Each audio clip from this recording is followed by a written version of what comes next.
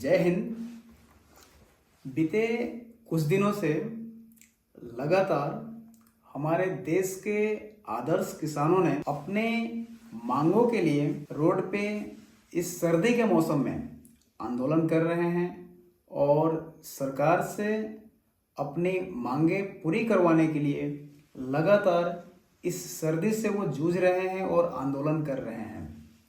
लेकिन कुछ साल पहले हम लोगों ने देखा था कि इन किसानों के भीड़ को कुछ देश विरोधी ताकतों ने जिस तरह से हाईजैक किया था और फाइनली राष्ट्र के प्रति जितनी उन लोगों ने किसानों को डाइवर्ट करके और देश को क्षति पहुंचाने के लिए जो कोशिश किया था, चाहे वो इंटरनेशनल लेवल हो या नेशनल लेवल हो, इन दोनों जगहों पे भारत को बदनाम करने के लिए पूरी साजिश की गई थी, वे कई हद तक निंदनीय थी और उसे भारत का जो आदर्श किसान है वे कभी बर्दाश्त नहीं करेंगे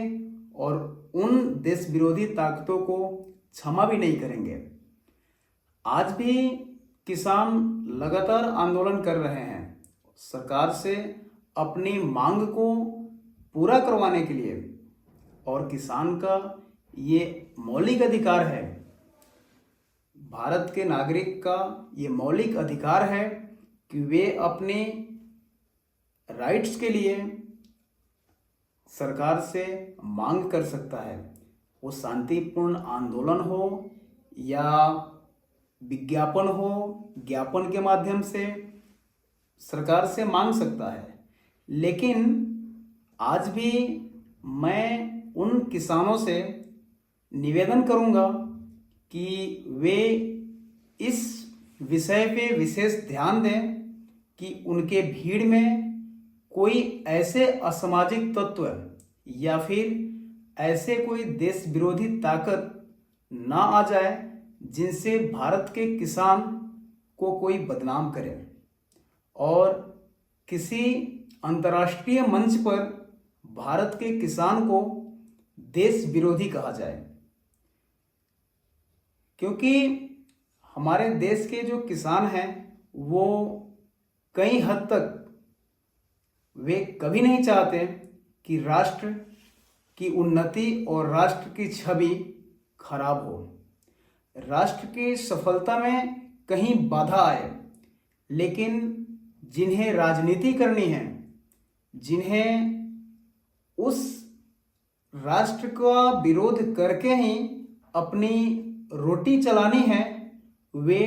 चाहे वो किसान हो या देश के नागरिक, वे किसी को नहीं छोड़ेंगे। इसी के मद्देनजर भारतीय किसानों से बार बार मेरा निवेदन है कि वे अपने साथ ऐसी किसी भी शक्तियों का प्रवेश ना होने दें जिन्हें सिर्फ अपनों से मतलब है, जिन्हें सिर्फ अपने व्यक्तिगत स्वार्थ से मतलब है। वे आंदोलन करें, सरकार से अपनी मांगे मांगें और सरकार से भी निवेदन है कि जो किसान के हित में है वे उन्हें मुहैया करवाएं, ताकि देश का किसान और खुशहाल होकर और ज़्यादा मात्रा में देश को अन्न प्रोड्यूस कर सके। और आज हम चाहे कितने भी बड़े टेक्नोलॉजी ला लें, कितना भी बड़ी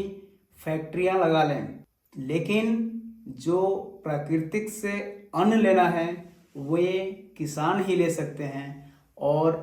इसीलिए उन्हें अन्नदाता कहा जाता है। और मैं उन तमाम अन्नदाताओं का आभारी हूँ जो देश के इतनी बड़ी आबादी को इतना खुशहाली से पालन पोषण करने में वे सक्षम हैं और तनिक भी,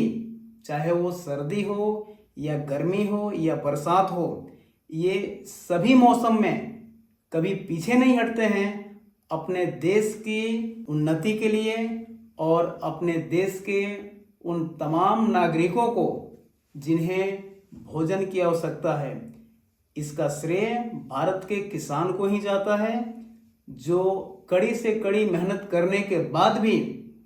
तनिक भी नहीं कतराते हैं और अपने लगन से पूरी मेहनत के साथ अपनी योगदान देते हैं। इसी के साथ जय जवान, जय किसान, जय हिंद।